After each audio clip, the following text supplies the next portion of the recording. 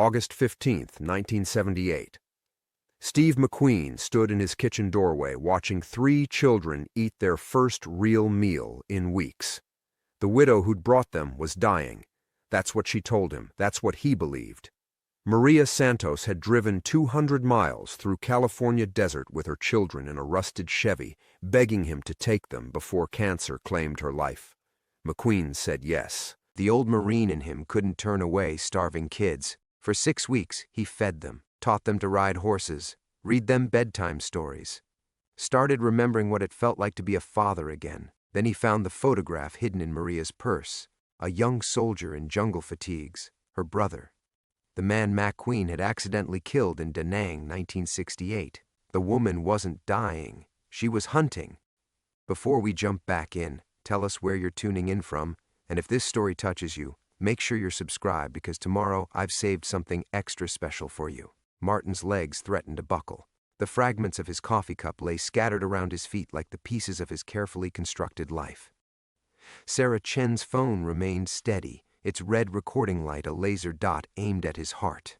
"You look surprised," Sarah continued, lowering her voice so Ford couldn't hear.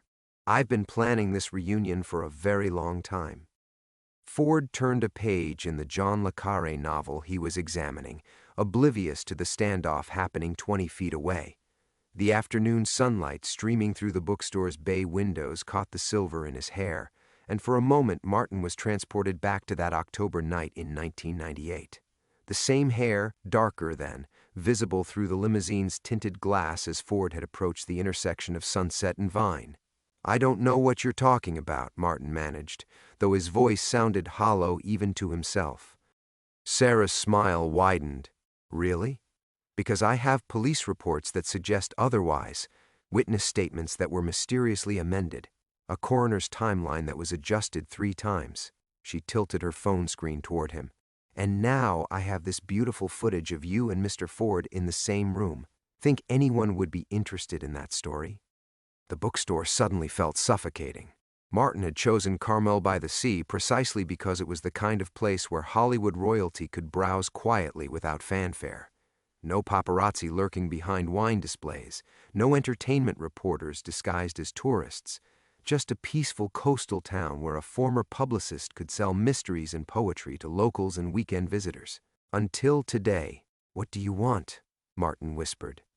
Sarah's eyes flicked toward Ford, who had moved to the biography section.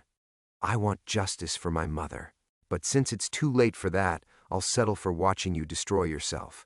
She stepped closer, the phone still recording. "Here's what's going to happen.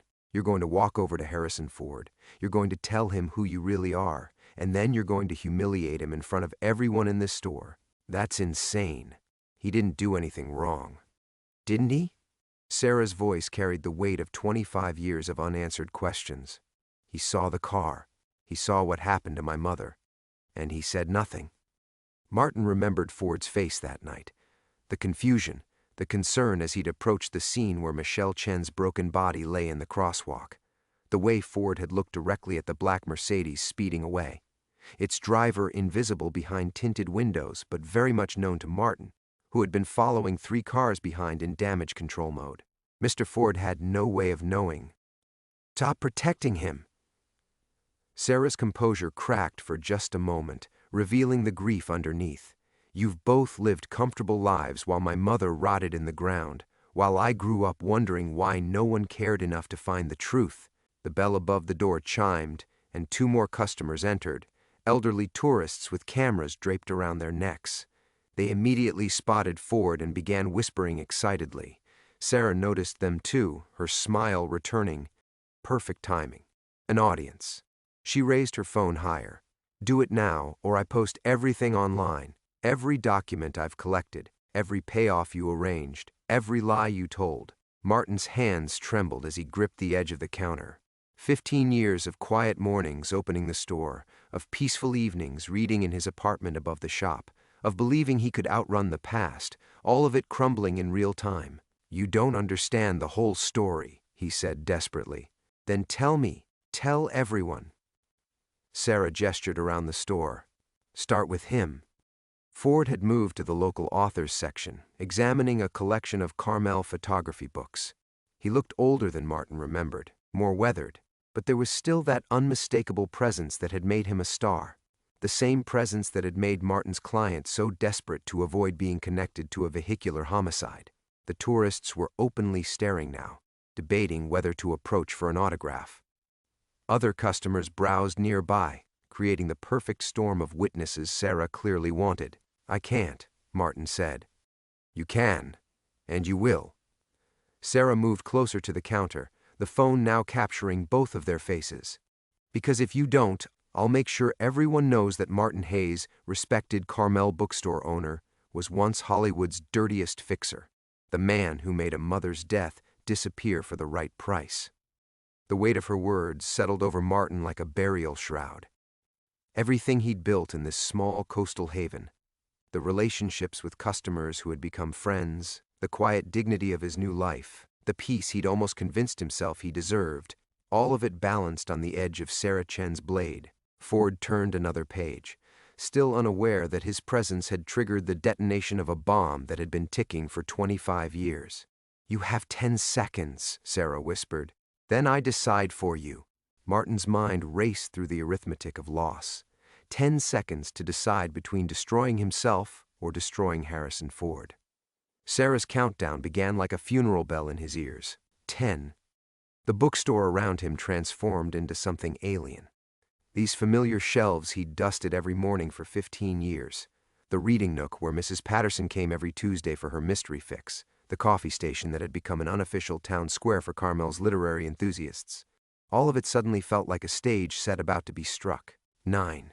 Ford's weathered hands turned another page of the photography book, completely absorbed in images of the very coastline visible through the store's windows. Those same hands had once gripped steering wheels in chase scenes that made Martin's pulse race in darkened theaters. Now they might shake when Sarah's truth bomb detonated. 8. Martin's gaze swept desperately across the people he was about to lose. The elderly tourists clutching their cameras, probably planning to frame their Harrison Ford selfies next to grandchildren's graduation photos. Jenny Moss, the local potter, browsing poetry in the back corner. She'd invited Martin to every gallery opening for 5 years, treating him like family. Tom Rodriguez near the biography section, who brought Martin homemade tamales every Christmas and talked about his daughter's college plans. 7. These people knew him as the quiet bookstore owner who remembered their reading preferences, who stayed open late during storm season when the power went out, who hosted free poetry nights and never charged the local book club for meeting space. They had no idea that Martin Hayes had once been Martin Hayward, the publicist who made inconvenient truths disappear for 7-figure retainers.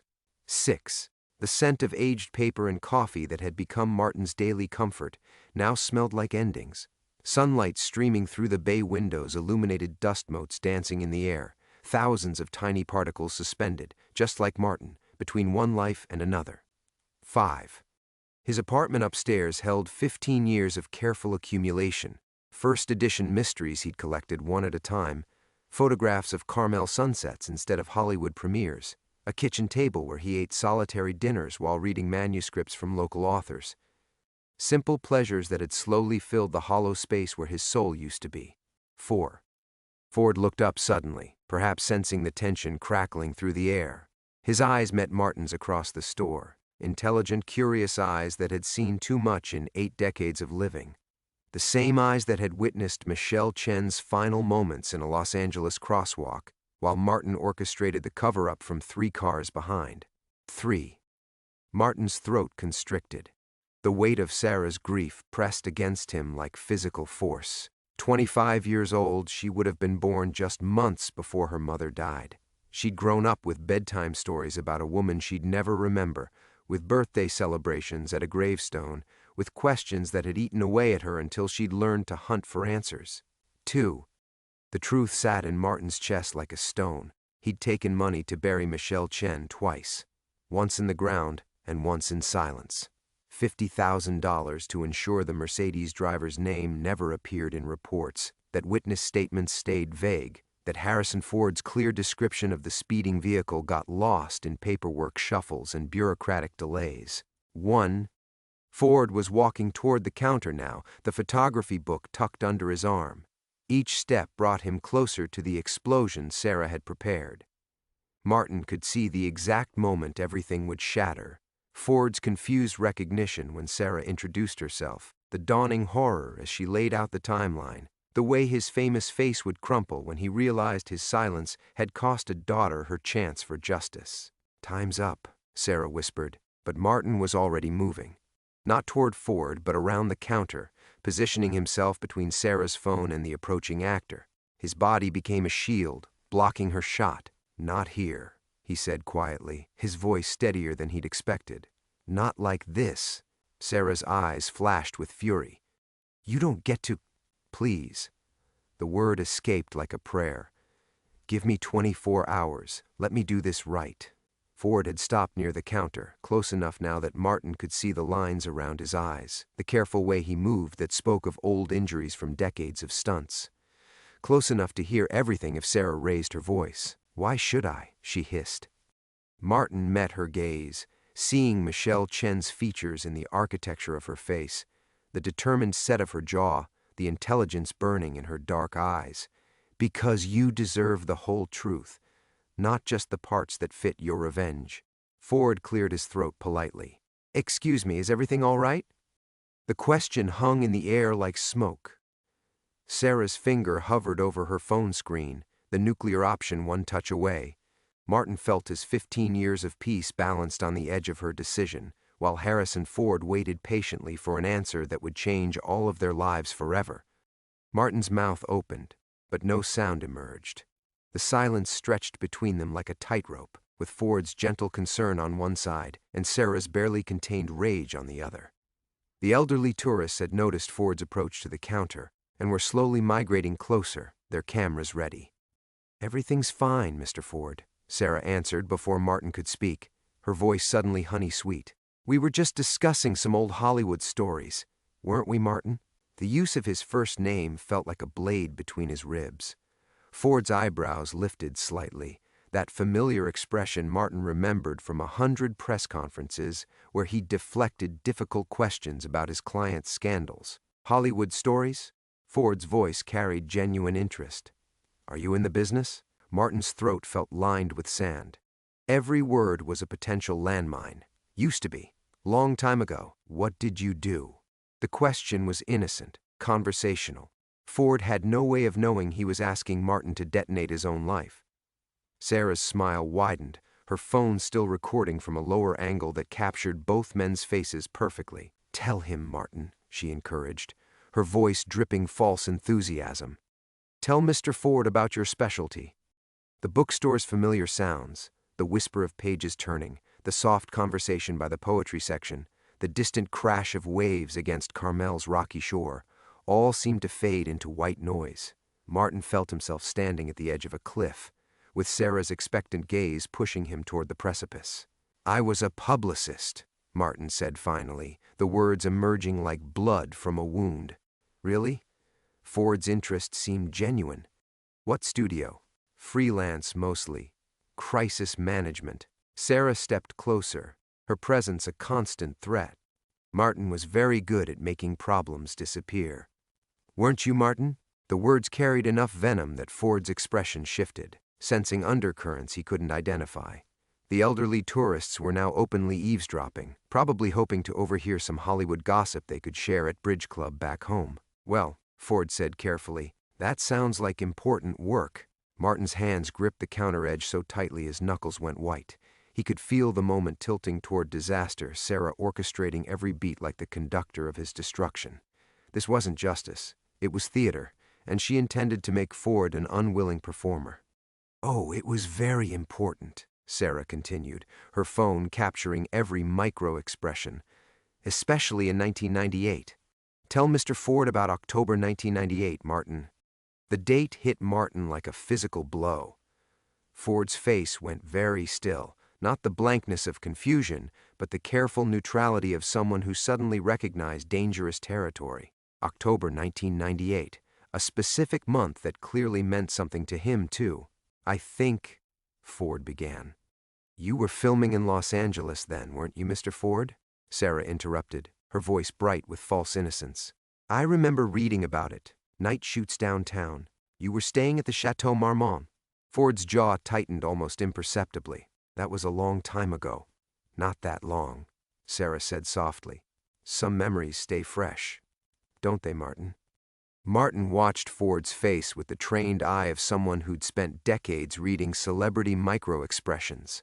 The slight tension around his eyes, the way his shoulders squared, preparing for impact.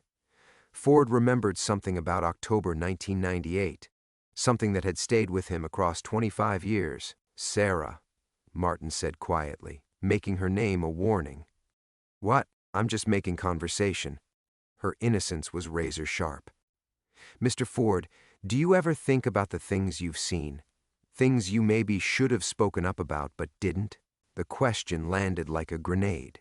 Ford went completely motionless, his famous composure cracking just enough to reveal the man underneath, older, carrying burdens that fame couldn't erase. "Everyone has regrets," Ford said finally, his voice rough with something that might have been old guilt. "Regrets," Sarah repeated, tasting the word. "That's an interesting choice. Martin has regrets too. Don't you, Martin?" Martin felt the trap closing around them both. Sarah had done her homework. She knew Ford carried guilt about that night, had probably researched every interview, every public appearance, looking for the hairline fractures in his composure that would tell her what she needed to know. "Some things can't be undone," Martin said, the admission escaping before he could stop it.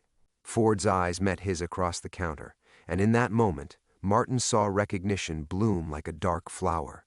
Not of Martin himself, but of the weight they both carried.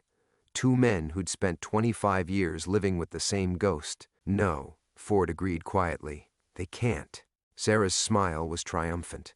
"But they can be exposed, finally brought into the light where they belong." She raised her phone higher, no longer hiding her recording. The red light blinked like a heartbeat, capturing the moment when the past finally caught up with them all. The recording light pulsed like a malignant star. Martin's world contracted to that single red dot, everything else. The tourists edging closer, Jenny Moss looking up from her poetry browsing, the October sunlight streaming through salt-stained windows, fading into peripheral noise. Ford stepped back from the counter, his famous instincts finally kicking in. 25 years in Hollywood had taught him to recognize ambush journalism, even when it wore the face of a grieving daughter in a quaint bookstore. "I think I should go," Ford said quietly. "No." The word exploded from Martin with unexpected force. Ford paused, one hand already reaching for the door. Sarah's eyebrows lifted in surprise. This wasn't the script she'd written. "Please," Martin continued, his voice dropping to barely above a whisper, "don't leave. Not yet." The elderly tourists sensed drama brewing. They'd come to Carmel for charming galleries and wine tastings, but stumbling onto what looked like a celebrity confrontation was better than Christmas morning. Their phones materialized with practiced efficiency. Sarah's smile faltered. Martin's plea had shifted the dynamic in ways she hadn't anticipated. "Mr. Hayes, I don't think—" "You want the truth?" Martin interrupted, turning to face her fully. "All of it. Then you need to hear what really happened that night." Ford's hand dropped from the door handle. Something in Martin's tone, desperate but not defeated, made him hesitate. The careful distance he'd been creating collapsed back into dangerous proximity. "Martin, don't," Sarah warned, but uncertainty had crept into her voice. She'd prepared for denials, for attempts to minimize or deflect. She hadn't prepared for surrender. "October 15th, 1998, Martin said, his words carrying across the suddenly quiet bookstore. Jenny had abandoned her poetry entirely. Tom Rodriguez stood frozen between biography shelves, his book forgotten in his hands. Harrison Ford was walking to dinner after a late shoot. Vine Street, near the Chateau Marmont. Ford's face had gone ashen. "You don't have to." "Yes, I do." Martin's eyes never left Sarah's face, watching her confidence crack like ice under spring sun. A black Mercedes S-Class ran a red light at 45 miles per hour. The driver had been drinking at a rap party. Cocaine, too, though that never made the toxicology report. The tourists' phones were recording now, joining Sarah's in documenting the disintegration of Martin's carefully constructed piece. But something had broken loose inside him. 15 years of silence rushing toward the surface like a breached dam. Michelle Chen was 26 years old, Martin continued. She was crossing legally in the crosswalk. She died on impact. Sarah's phone trembled in her hands. Stop. The driver never stopped. But Harrison Ford saw everything. He ran toward the scene, tried to help. He gave the police a perfect description of the car, the license plate, everything. Ford's voice was barely audible. She was already gone. The investigation should have taken 3 days, Martin pressed on, his confession gaining momentum. The car belonged to a rental company. The driver's name was on the contract. But I made some calls, talked to some people, made sure certain evidence got misfiled, certain witnesses became unavailable for follow-up interviews. The bookstore had become a confessional, Martin's sins spilling out in front of strangers who'd simply wanted to buy books and maybe glimpse a movie star. Jenny Moss looked stricken. Tom Rodriguez set down his book and moved toward the door as if proximity to this revelation might contaminate him. $50,000, Martin said, meeting Sarah's stricken gaze. That's what it cost to bury your mother twice, once in the ground and once in paperwork that would never see daylight. Sarah's phone clattered to the floor. The recording stopped, but the damage was already spreading through the store like ripples from a dropped stone. The elderly tourists backed toward the exit, their vacation story suddenly too dark for comfortable retelling. Who was driving? Sarah's voice was small, broken. Martin looked at Ford, seeing his own guilt reflected in those weathered features. 2 men who'd carried the same secret for 25 years, for entirely different reasons. That's the part you won't want to hear, Martin said softly. Ford stepped forward, something shifting in his posture. The careful distance he'd maintained was dissolving, replaced by something Martin didn't recognize. Not anger, understanding maybe, or resignation. Tell her, Ford said quietly. Tell her everything. Sarah retrieved her phone from the floor with shaking hands, but didn't restart the recording. The tourists had fled entirely now, their cameras capturing nothing more than their own retreat. Even Jenny and Tom had vanished, leaving the 3 of them alone with the truth that had been festering for a quarter century. Martin drew a breath that felt like drowning. The driver was David Chen, your father. The words hung in the air like smoke from a crematorium, burning away everything Martin had built in this small coastal town where he'd thought the past couldn't reach him. The silence that followed was different from any Martin had experienced in his 15 years of hiding. This wasn't the comfortable quiet of customers browsing mysteries or the peaceful hush of Carmel mornings. This was the silence of a world ending, atom by atom, while 3 people stood frozen in its aftermath. Sarah's face went through a series of micro-expressions: confusion, denial, dawning horror. Her mouth opened and closed without sound, like someone drowning in shallow water. The phone in her hands might as well have been a brick for all the power it held now. No, she whispered finally. That's not, he wouldn't. Your father was 28, Martin continued, his voice steady with the terrible momentum of complete honesty. He was supposed to be the designated driver at a Warner Brothers rap party, but he'd been using cocaine regularly for months, trying to keep up with the pressure of supporting a pregnant wife on a production assistant's salary. Ford moved closer to Sarah, his instinct to comfort overriding decades of careful public reserve. I'm sorry, he said simply. I've thought about her every day since. Sarah recoiled from his sympathy like it was poison. Don't you dare feel sorry for me when you... Her voice cracked. You knew who it was, and you never said anything? I knew there was a cover-up, Ford said quietly. The police stopped returning my calls after the first week. My description of the driver got lost in the paperwork, but I didn't know who was behind it until today. Martin watched Sarah's worldview crumble in real time. She'd spent 25 years building a mythology around her mother's death. The innocent victim, the faceless villain, the conspiracy of Hollywood elite protecting their own. The truth was infinitely more devastating. Her father had been both perpetrator and victim, destroying himself and his family in a single moment of impaired judgment. He left us, Sarah said, her voice hollow. When I was 6 months old, just disappeared one day. Mom's sister raised me. The guilt ate him alive, Martin said, and for the first time since Sarah had walked into his store, he felt something approaching compassion for himself.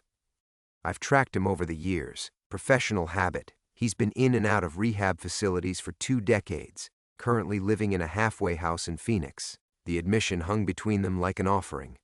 Sarah's carefully orchestrated revenge had become something else entirely, a grotesque family reunion mediated by the 2 men who'd helped destroy her father's life in different ways. "You could have told me," she said, turning back to Martin with renewed fury. "All these years you knew where he was, what happened, everything, and you let me believe—" "What did I let you believe?" Martin interrupted, his own anger finally surfacing. "That some Hollywood monster killed your mother and walked away laughing? The truth is uglier than that, Sarah. Your father was just a scared kid who made a terrible decision and spent the rest of his life paying for it." Ford's voice cut through their confrontation like a blade. "We all paid for it." Both Martin and Sarah turned to look at him. The man who'd seemed like the most innocent party in their triangle of guilt was staring out the bookstore window toward the Pacific, his face etched with something deeper than regret. "I could have pushed harder," Ford said, still not looking at them. "Called reporters instead of trusting the system. Made enough noise that your cover-up wouldn't have worked." He finally turned back to Martin. "I told myself I was respecting the process, but the truth is, I was protecting myself, my career, my reputation." The confession settled over them like ash. Martin felt a strange kinship with this man he'd spent 15 years avoiding. They'd both chosen silence over justice, comfort over truth. The only difference was the price they'd paid. "So what now?" Sarah asked, her voice drained of its earlier venom. "What do we do with this?"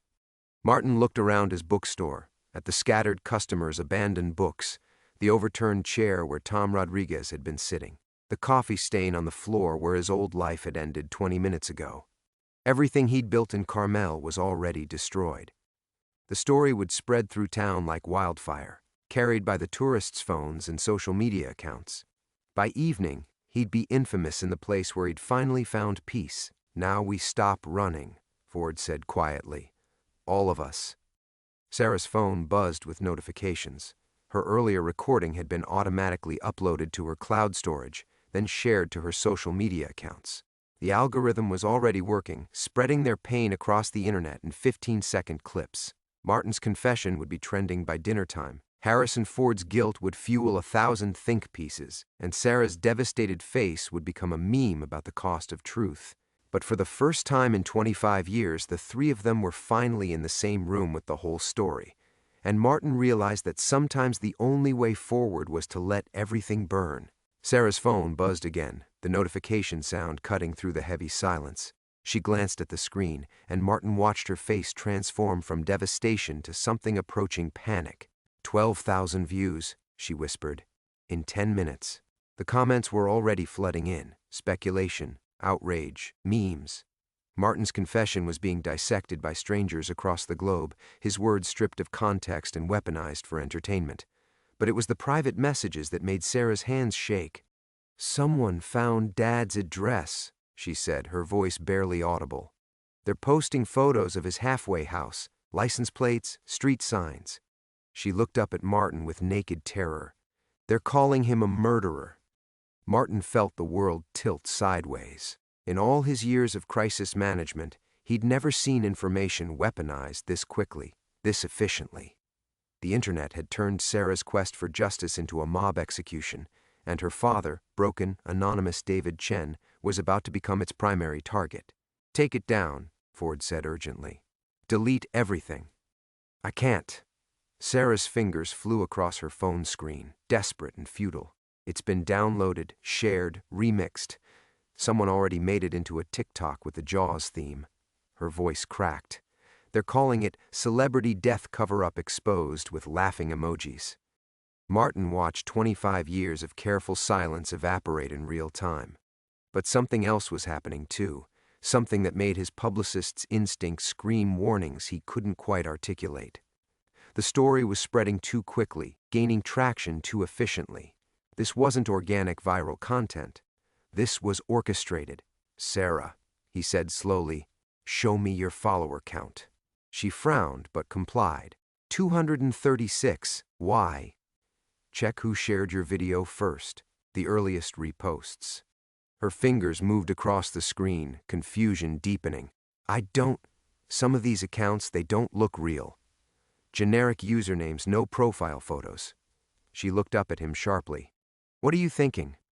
Martin's mind raced through the possibilities, his old Hollywood paranoia suddenly feeling like clarity. Someone's been monitoring you, waiting for exactly this moment. Ford stepped closer, his voice dropping to barely above a whisper. Who else knew you were coming here today? Nobody. I've been tracking Martin for months, but I never told anyone. She stopped, her face going pale. The reservation. I made a hotel reservation under my real name. Booked it 2 weeks ago. And your research? Martin pressed. All those interviews you watched, the old articles about 1998? You did that online, didn't you? Probably from your home computer, your phone? The implication hit her like a physical blow. They've been watching me. Not they, Ford said grimly. He. Someone who's been waiting 25 years for this exact scenario. Martin's blood ran cold. David Chen didn't just disappear because of guilt. Someone made him disappear. Someone who had more to lose than a production assistant's career. Sarah's phone was buzzing constantly now, notifications cascading down the screen like digital rainfall. But Martin was no longer focused on the viral spread of their confession. He was thinking about leverage, about who benefits when old secrets finally surface in the most destructive way possible. The rap party, he said suddenly. Sarah, what movie was your father working on? Some action thing. Why does that matter? Ford's face had gone ashen. Because whoever was at that party, whoever gave your father the drugs, they've been watching you, waiting for you to uncover the truth and destroy it in exactly this way. Destroy it? Sarah's voice pitched higher. I wanted justice for my mother. No, Martin said, the pieces falling into place with horrible clarity. You wanted revenge. And someone's been feeding that desire, making sure you'd approach this as a weapon instead of a search for truth. They wanted chaos, not justice. He grabbed her phone, ignoring her protests as he scrolled through her message history. There, buried in months of anonymous tips and helpful information, were the breadcrumbs that had led her here. Someone had been guiding her investigation from the shadows, making sure she'd have just enough information to create maximum damage when she finally confronted him. Who sent you Ford's schedule? Martin demanded. His bookstore appearance wasn't widely publicized. Sarah's silence was answer enough. Ford spoke first, his voice heavy with old recognition. We've been played, all of us, for 25 years. Martin felt the familiar weight of manipulation, but from the other side this time. He'd spent his career orchestrating exactly this kind of controlled chaos, and now he was living inside someone else's masterpiece. Sarah hadn't been seeking justice. She'd been weaponized, turned into the perfect instrument of mutually assured destruction. They never wanted the truth to come out cleanly, he said. They wanted it to explode, to destroy everyone it touched, including your father. Sarah's phone buzzed one final time. A news alert, man found dead at Phoenix halfway house, apparent suicide. The trap had finally closed, not just on Martin's carefully constructed new life, but on the last living witness to the night that started it all. Sarah's scream shattered the afternoon quiet of the bookstore. The phone slipped from her hands again, clattering against the hardwood as she doubled over like she'd been punched. The news alert's stark headline glowed on the fallen screen. Man found dead at Phoenix halfway house, apparent suicide. Martin moved toward her instinctively, then stopped. What comfort could he offer?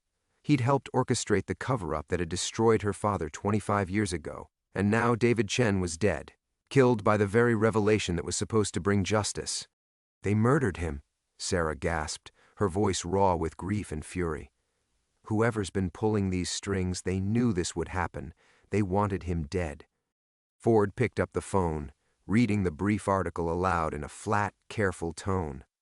David Chen, 53, was found in his room at Desert Hope Recovery Center this morning after failing to report for his custodial duties. Staff discovered what appeared to be a suicide note, referencing recent internet harassment related to a 1998 vehicular homicide case. The words hung in the air like poison gas.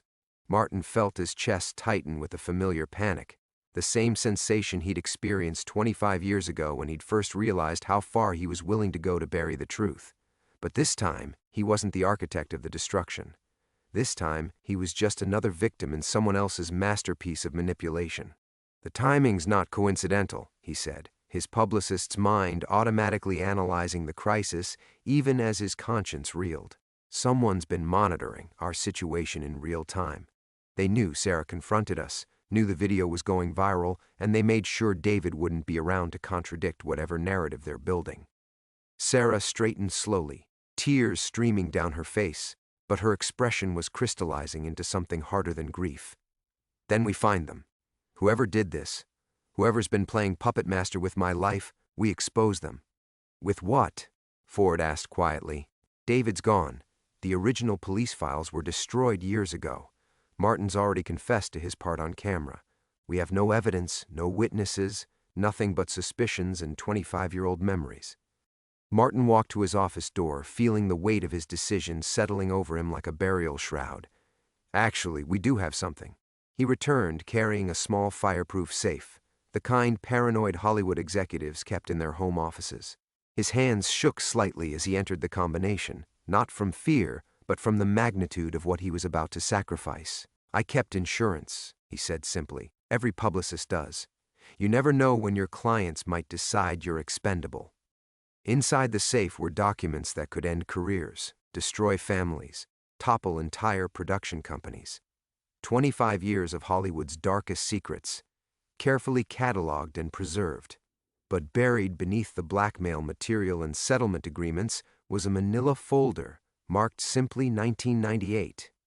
"The wrap party guest list," Martin said, pulling out photocopied pages.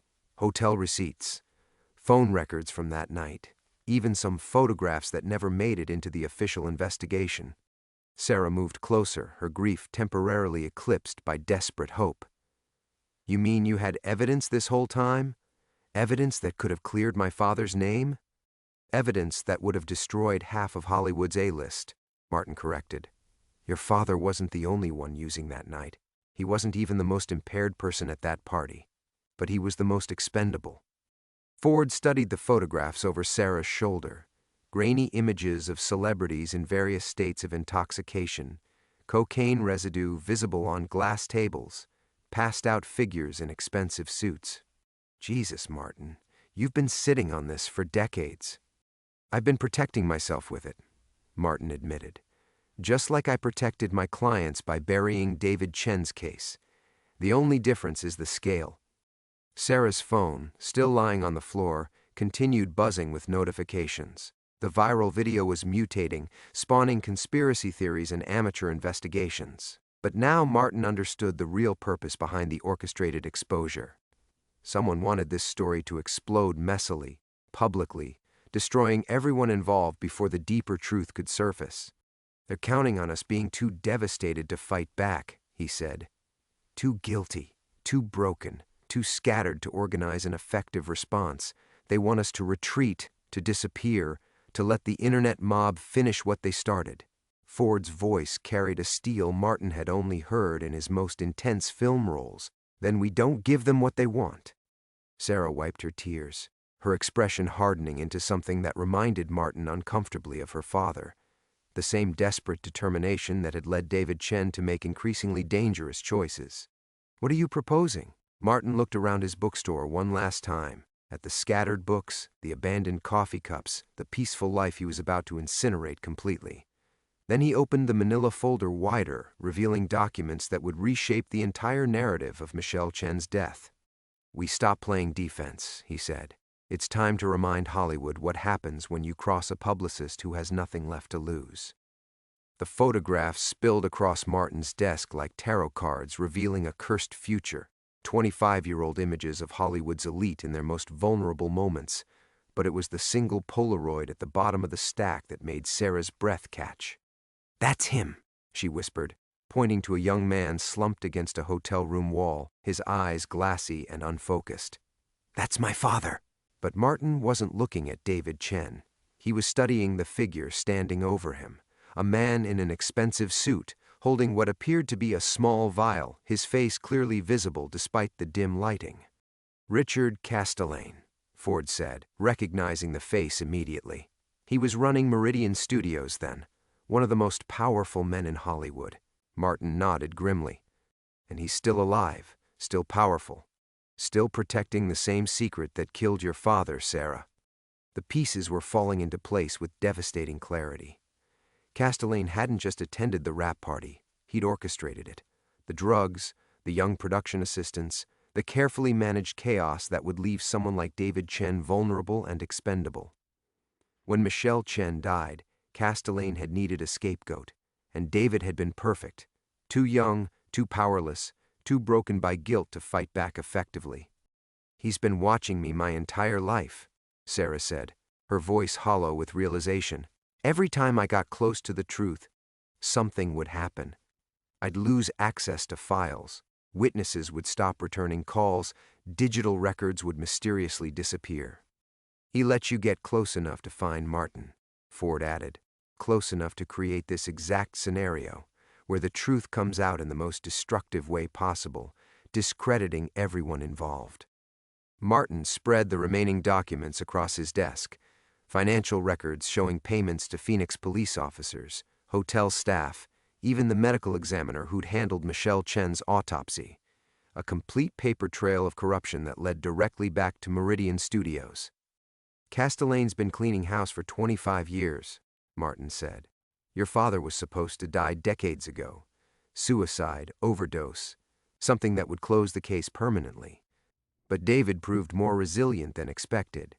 So Castellane waited, let him destroy himself slowly, while making sure no one else could piece together what really happened. Sarah's phone buzzed with an incoming call.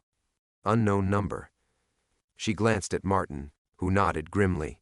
Put it on speaker, he said. The voice that emerged was smooth, cultured, exactly what Martin remembered from boardroom meetings a quarter-century ago. Miss Chen, I'm so sorry for your loss. Richard Castellane. Even now, he couldn't resist the dramatic gesture. You killed him, Sarah said, her voice steady despite her tears. Your father killed himself, Castellane corrected gently. Just as he killed your mother 25 years ago, I simply managed the aftermath, protected innocent people from the collateral damage of his poor choices. Martin leaned toward the phone. Hello, Richard. A pause, then a chuckle. Martin Hayes. Still playing the hero, I see, though I notice you've traded Hollywood for a quaint little bookstore. How wonderfully diminished. We have the photographs, Richard, the financial records, everything. Do you? Castellane's voice carried amused confidence.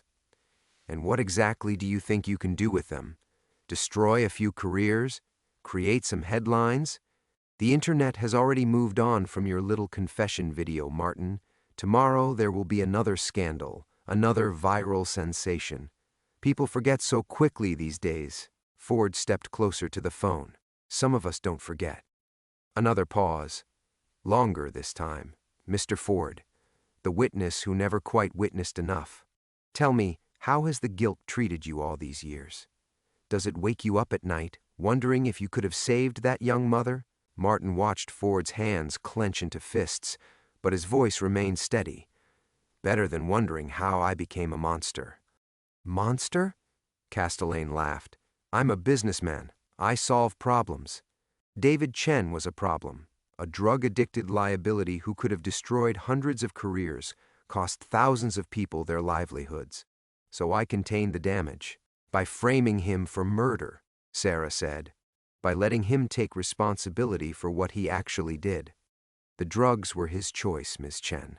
The driving was his choice. Your mother's death was his choice. I simply ensured that justice was proportionate. Martin looked at the evidence spread across his desk, then at Sarah's tear-stained face, then at Ford's carefully controlled rage. 25 years of careful silence, about to be shattered completely. You made one mistake, Richard, Martin said quietly. And what's that? Martin reached for his laptop, his fingers moving across the keyboard with practiced efficiency. You forgot that I used to be very good at my job. The live stream went active across every social media platform simultaneously. The bookstore's security camera, Martin's laptop camera, Sarah's phone, all broadcasting live to thousands of viewers as the truth finally emerged from the shadows. "Ladies and gentlemen," Martin said, looking directly into the camera, "let me tell you about the night Hollywood killed Michelle Chen." The live stream exploded across the internet like wildfire in drought season. Within minutes, the viewer count climbed into the hundreds of thousands as Martin methodically displayed each photograph, each document, each piece of evidence he'd hoarded for 25 years. Sarah held up her father's final letter, not a suicide note, but a desperate plea for forgiveness addressed to a daughter he'd never stopped loving. Castellane's voice cut through the streaming audio, no longer smooth but sharp with panic. "You're destroying innocent people, Martin. Careers built over decades." "Like David Chen's career?" Sarah interrupted, her grief transformed into something crystalline and unbreakable. "Like my mother's life?" The connection went dead. Ford stood beside Martin, his presence lending gravity to every revelation. When Martin displayed the hotel photographs, Ford spoke directly to the camera. "I was there that night. I saw Richard Castelaine distribute drugs to young production assistants. I saw him target the vulnerable ones, the expendable ones. And when Michelle Chen died, I stayed silent because I was afraid of what speaking up would cost me." The comments section erupted in real-time fury and support, but Martin barely noticed. He was watching something else. News alerts beginning to flash across secondary screens as major entertainment outlets picked up the story. This wasn't just viral social media content anymore. This was a reckoning. Sarah held up the last photograph, her mother's crime scene, taken before Castelaine's money could rewrite the narrative. Her name was Michelle Chen, she said to the camera, her voice carrying the weight of 25 years of grief. She was 28 years old. She wanted to be a teacher. She died because powerful men decided her life was worth less than their careers. The live stream continued for 2 hours. Martin walked viewers through each document, each payment, each carefully orchestrated lie. Sarah told her mother's story, not just her death, but her life, her dreams, her love for the daughter she'd never see grow up. Ford spoke about the burden of witness silence, the cancer of complicity that had eaten at him for decades. By evening, Michelle Chen was trending globally. Meridian Studios' stock price had cratered. 3 major productions had been suspended pending investigation. And somewhere in Phoenix, David Chen's body was being prepared for burial by a daughter who could finally mourn both her parents without shame. 3 months later, Martin stood in the empty bookstore, boxes scattered across the hardwood floor where coffee had once spilled from his trembling hands. The for sale sign in the window caught the December sunlight, casting long shadows across shelves that would soon hold someone else's dreams. Sarah appeared in the doorway, carrying coffee in cups that didn't match, a small kindness that reminded Martin why he'd grown to love this quiet life, even as he prepared to abandon it. "The prosecutors called," she said, settling into the chair where Harrison Ford had once sat. "Castelaine's plea hearing is scheduled for February. 25 to life, most likely." Martin nodded, feeling neither victory nor vindication, just the hollow exhaustion of a war finally ended. The justice felt important, but distant, like weather happening to someone else. "What about you?" he asked. "The book deal?" "Signed yesterday." Sarah's smile was complicated, touched by sadness but no longer consumed by it. "Publishers want the story, obviously, but I'm writing it as a love letter to her, not an exposé of them. The difference matters." They sat in comfortable silence, surrounded by the detritus of Martin's former life. The bookstore had thrived briefly after the revelations, morbid curiosity bringing tourists who wanted to see where the confession had happened. But Martin found he couldn't stomach the performance of it, the reduction of Michelle Chen's story to a backdrop for selfies. Ford had visited once since the live stream, arriving unannounced on a foggy November morning. They'd talked for hours about guilt and responsibility, about the weight of carrying secrets that belonged to other people.